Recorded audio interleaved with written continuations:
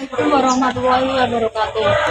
Kepangaken nami kula Bolu Secara Madeni, kula saking kelas 11. Kula badhe maos sesorah kanthi ira-iraan dinten guru. Assalamualaikum warahmatullahi wabarakatuh. Dumateng Bapak Kepala Sekolah ingkang winantu ing pakurmatan. Bapak Ibu guru ingkang kula hormati, ingkang winantu ing pakurmatan Bapak Ibu staf karyawan karyawati, balasan kanca-kanca ingkang winantu ing kabagyan.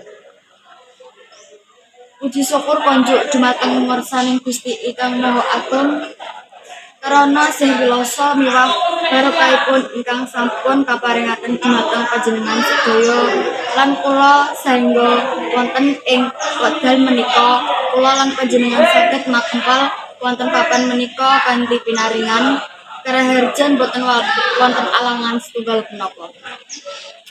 Ing kalodhangan punika kangge mahargyan ngeti dinten guru.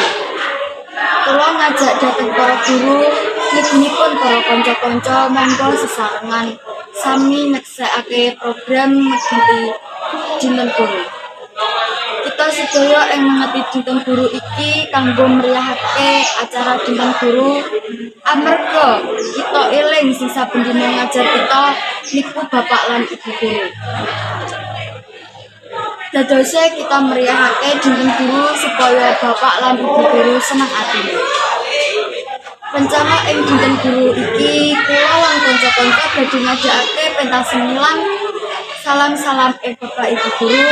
Ing acara iki per kelas dijaluki dhuwit gawe urunan 50.000 per kelas.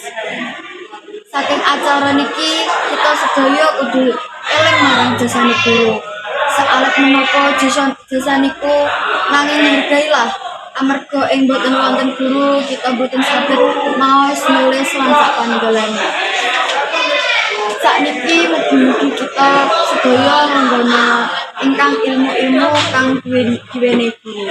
Aja sampai kita bantah ing bapak lan ibu guru.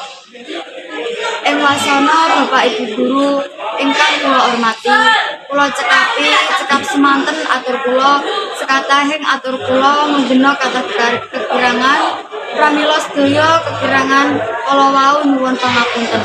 Wassalamualaikum warahmatullahi wabarakatuh.